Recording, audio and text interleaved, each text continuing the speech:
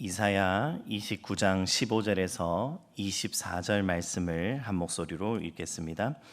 자기의 계획을 여호와께 깊이 숨기려 하는 자들은 화 있을진저.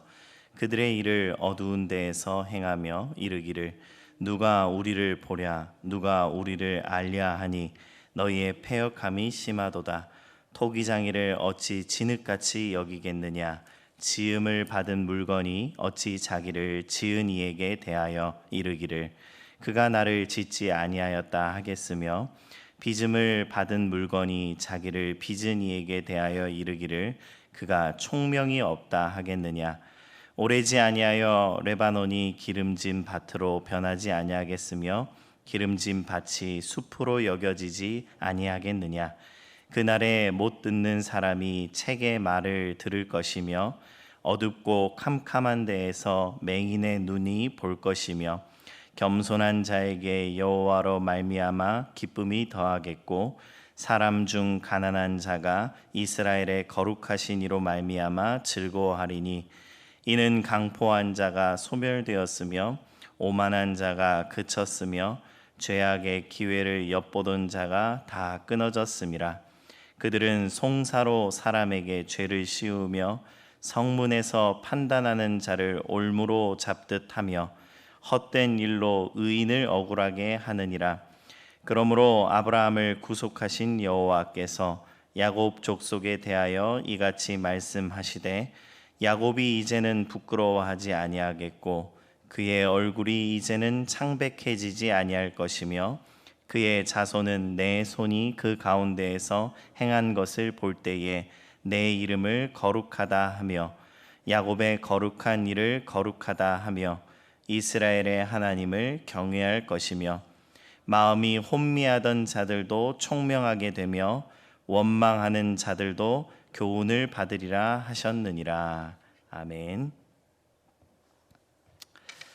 여러분, 오늘 본문 말씀은 이사야 29장의 후반부 말씀입니다. 이사야는 앞서서 예루살렘의 모습을 책망했습니다. 그들은 입술로는 하나님을 섬겼지만 마음은 하나님에게서 멀어져 있었다라고 하나님께서 책망하셨습니다. 오늘 본문 말씀에 보면 그들의 잘못이 어디서부터 시작됐는가에 대해서 말해주고 있습니다. 그들은 하나님을 의지하기보다 자신들의 지혜와 정치적인 계산을 의지했습니다. 하나님을 전적으로 신뢰하지 않고 하나님께 묻고 답을 듣는 삶을 살아가지 않았다라는 것입니다.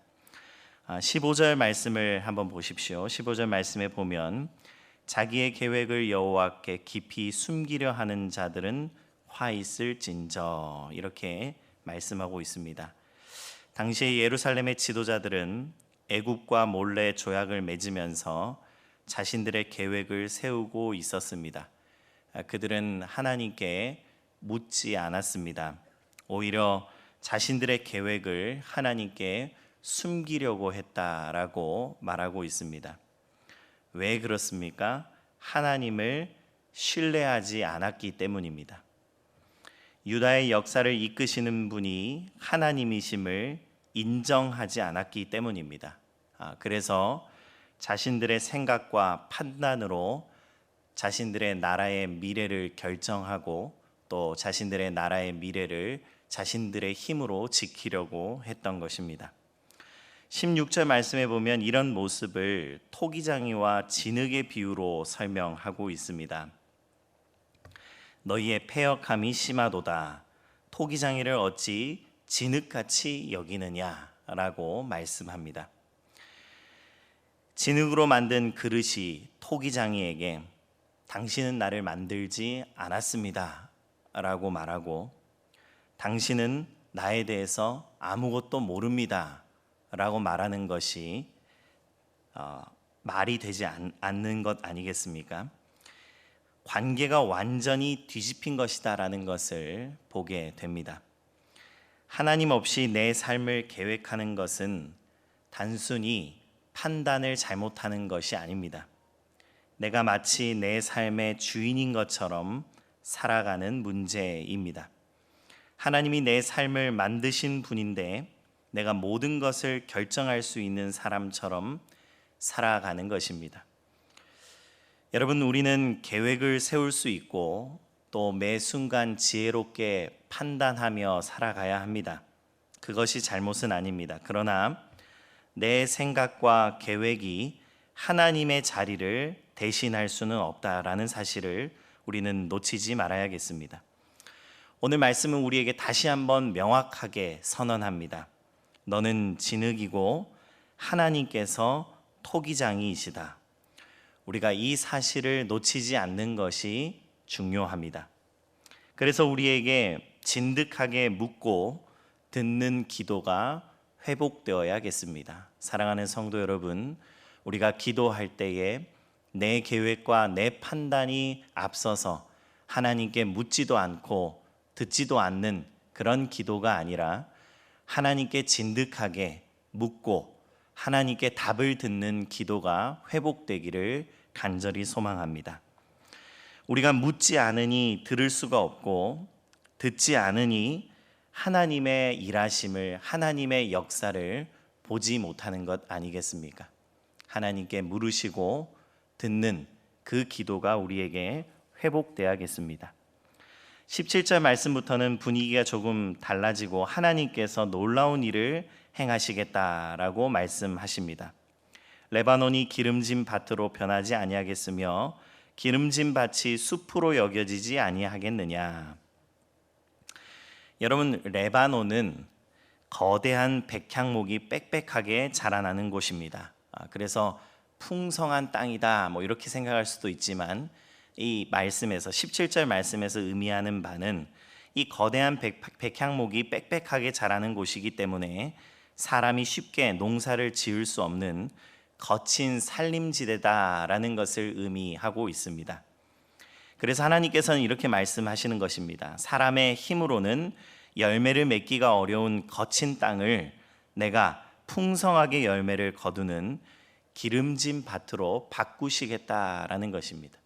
사람의 힘으로는 도저히 개간할 수 없는 그 땅을, 기경할 수 없는 그 땅을 내가 바꾸겠다라고 말씀하십니다. 더 놀라운 것은 그 변화가 너무나 커서 원래 기름지다고 생각했던 밭들조차 이제는 새로운 숲처럼 보이게 될 것이다 라고 말씀하고 있습니다. 하나님께서 하신다라는 것입니다. 하나님께서 사람이 당연하다고 생각했던 것들을 바꾸시는 것입니다. 사람들이 어렵다고 생각했던 일들을, 그래서 사람들은 불가능하다고 여겼던 그 일들을 하나님께서 이루신다라는 것입니다. 그리고 여러분, 이 변화는 땅의 변화, 자연의 변화에 머무는 것이 아니라 사람들의 삶에도 이루어진다라고 이어서 말씀하고 있습니다. 18절 말씀에서 보면 듣지 못하던 사람이 하나님의 말씀을 듣게 되고 앞을 보지 못하던 사람들의 눈이 밝아질 것이고, 19절부터 보면 가난하고 힘없는 사람들이 하나님 안에서 기뻐하게 되고 반대로 힘을 가지고 다른 사람들을 괴롭히고 거짓말로 사람들을 억울하게 만들던 사람들이 사라지게 된다라고 말씀하십니다. 여러분, 하나님께서 세상을 다시 바로 잡으실 것이다라고 선포하고 있는 것입니다. 사랑하는 성도 여러분, 내 힘으로는 도저히 바꿀 수 없을 것 같은 삶의 문제들도 하나님께서 만지시면 달라질 수 있음을 믿으시기 바랍니다. 사람들은 이해할 수 없고 사람들의 능력은 행할 수 없는 그 일들을 창조주 하나님께서 일으키시는 분이심을 믿으시기 바랍니다. 우리가 할 수 있는 것이 아무것도 없다는 뜻이 아닙니다. 그것이 아니라 우리가 할 수 있는 것보다 더 큰 일을 행하시는 하나님을 기대해야 된다라는 것입니다. 우리가 기도할 때에도 우리의 문제에만 너무 봉착되지 마시고 하나님께서 나의 문제보다 더 큰 분이심을 믿으시고 그 하나님을 기대하시는 저와 여러분들 되기를 간절히 축복합니다. 22절 말씀부터 보면 이제 회복될 하나님의 백성에게 초점이 맞춰집니다. 야곱이 이제는 부끄러워하지 아니하겠고 그의 얼굴이 이제는 창백해지지 아니하리라.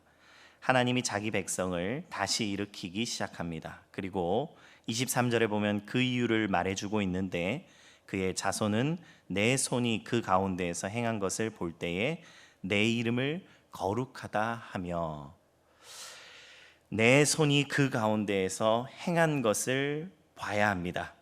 하나님의 손이 그들 가운데에서 행하신 일, 그래서 사람으로는 할 수 없고 사람으로는 이해할 수도 없는 그 일을 봐야 합니다. 하나님의 손이 역사하는 것을 볼 때에 비로소 깨닫게 됩니다. 내가 아니라, 우리가 아니라 하나님께서 역사를 이끌고 계시는구나. 그래서 24절 말씀은 이렇게 마무리가 됩니다. 마음이 혼미하던 자들도 총명하게 되며 원망하던 자들도 교훈을 받으리라.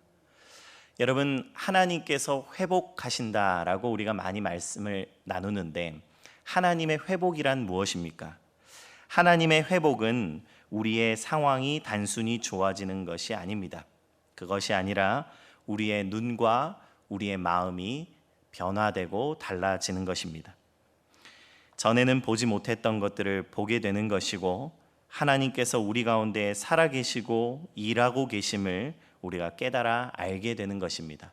이것이야말로 진정한 회복이다라고 말할 수 있겠습니다.